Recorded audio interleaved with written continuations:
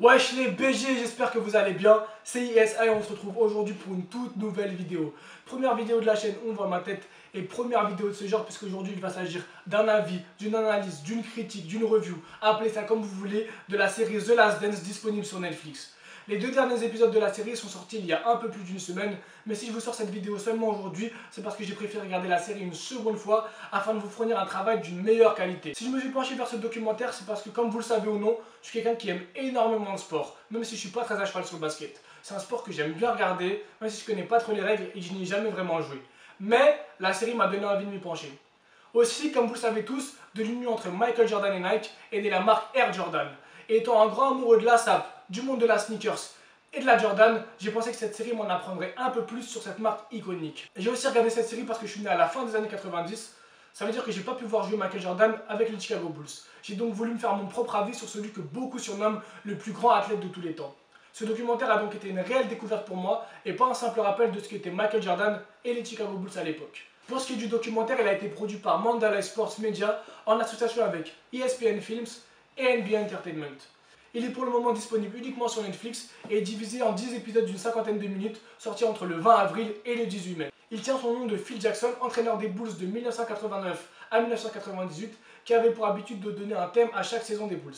Après la victoire des Bulls lors des playoffs de 1997, la direction qui souhaitait rebâtir l'équipe a annoncé à Phil Jackson que la saison 1997-98 serait sa dernière en tant que coach des Bulls. Il a donc tout naturellement nommé cette saison The Last Dance. Ce documentaire a aussi été réalisable parce que pour la première fois durant cette saison, une équipe de tournage a été autorisée à suivre les Chicago Bulls durant toute leur saison, commençant par leur passage à Paris avant la saison de 1997 à la finale des playoffs de 1998. La particularité de ce documentaire, c'est que même s'il est centré sur cette saison, il y a en parallèle des sauts dans le temps permettant de retracer l'histoire des Chicago Bulls qualifiés de médiocres avant l'arrivée de Michael Jordan, l'histoire de Michael Jordan de ses débuts en Caroline du Nord à la finale des playoffs de 1998 en passant par la draft de 84 et par ses victoires en NBA, ainsi que l'histoire d'autres personnes importantes pour le club comme Scottie Pippen, Dennis Rodman ou encore le coach Phil Jackson. Le documentaire a un mélange d'images d'archives de la NBA, que ce soit des matchs ou des conférences de presse, d'images de l'équipe de tournage et d'interviews récentes de joueurs, de journalistes, d'entraîneurs ou de directeurs sportifs réalisés pour le besoin de la série. Ces interviews ajoutent une plus-value à la série parce qu'elle permet à ces gens de s'exprimer sur des faits qui se sont déroulés il y a 25-30 ans. Du coup, ils parlent de ça avec une certaine maturité et un certain recul, comme c'est le cas avec Isaiah Thomas.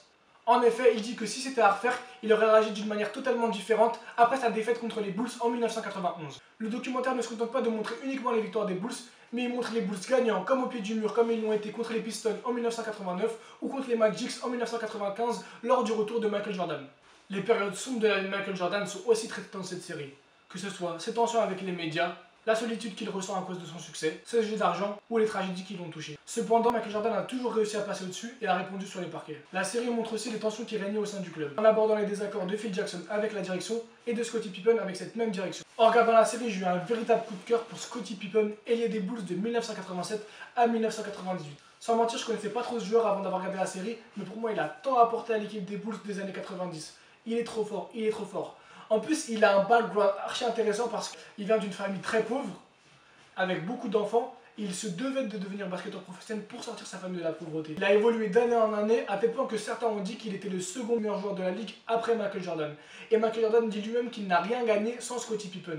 Du coup, je trouve que c'est un joueur qui est trop dans l'ombre à mon goût par rapport à ce qu'il a fait, par rapport à ce qu'il a apporté à l'équipe des Bulls. Et ce qu'il fait à la finale des playoffs de 1998, c'est un truc de fou. Même blessé, il fait des allers-retours entre le terrain et les vestiaires, et c'est grâce à lui, entre autres, que l'équipe gagne. L'épisode centré sur Dennis Rodman, il est aussi archi intéressant parce que même si on voit qu'il a une personnalité extravagante hors du terrain, sur le terrain, il fait le taf. C'est un joueur très intéressant et très intelligent qui a une très bonne vision de jeu, ce qui lui a permis de défendre comme il le faisait. Mais ça, je vous laisse le découvrir par vous-même. Le documentaire montre aussi que Phil Jackson a permis aux Bulls de gagner parce qu'avant qu'il arrive, le jeu était centré sur Michael Jordan. Alors que lui, il a centré le jeu sur l'équipe, ce qui a permis aux Bulls de gagner 6 titres de la NBA en 8 ans. Pour ce qui est de Air Jordan, la série montre que Michael Jordan voulait travailler avec Adidas à la base et qu'il ne voulait pas du tout entendre parler de Nike. En 1984, lorsque Nike a contacté Michael Jordan, c'était une marque très jeune et du coup Michael Jordan a demandé à ce qu'il ait sa propre marque au sein de Nike. C'est comme ça qu'est née la marque Air Jordan. Ce qui est fou, c'est que l'agent de Michael Jordan, il a dit que de base, ils espéraient vendre 3 millions de dollars de Air Jordan en 4 ans, et au final 126 millions de dollars d'Air Jordan ont été vendus en une seule année.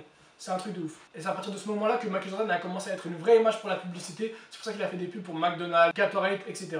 Après, moi je suis un peu déçu de comment a été traité Air Jordan dans le documentaire. Parce que j'aurais pensé en connaître un peu plus sur les modèles iconiques de la marque. La 1, la 3, la 4, la 6, la 11, la 13. Comment ils ont été créés, quel a été le processus de création, quelle paire ils portaient à tel moment.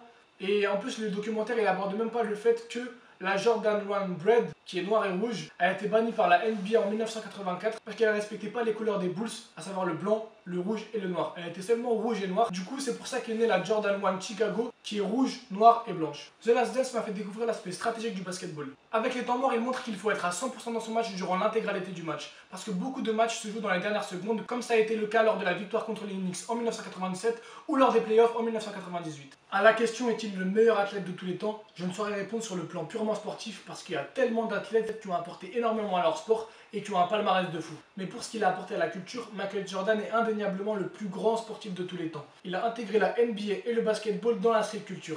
Et il les a rendus cool. La marque Air Jordan fait aussi indéniablement partie de la street culture. Et aucune autre marque en collaboration avec un artiste ou un sportif, pas même les Yeezys de Kanye West qui se vendent par palette, ne peut rivaliser avec Air Jordan. Je pense quand même qu'il se rapproche du statut du meilleur athlète de tous les temps pour ce qu'il a apporté au basket et à la NBA. Il a propulsé la licence sur le devant de la scène mondiale. L'interview de Kobe Bryant dans la série montre bien ce que Michael Jordan a apporté au monde du basket. Il parle aussi de ce que Jordan lui a apporté lors de sa carrière et de leur première rencontre au All-Star Games de 1998. Le documentaire montre bien le côté compétitif de Michael Jordan, que ce soit au basketball, au golf, au baseball, parce qu'il a fait du baseball professionnellement et pas que dans Space Jam, et aux jeux de cartes. Il n'acceptait pas la défaite et il mettait la pression à ses coéquipiers pour que ces derniers deviennent aussi forts que lui. Il disait que si tu veux pas être de mon niveau, tu ne joues pas avec moi.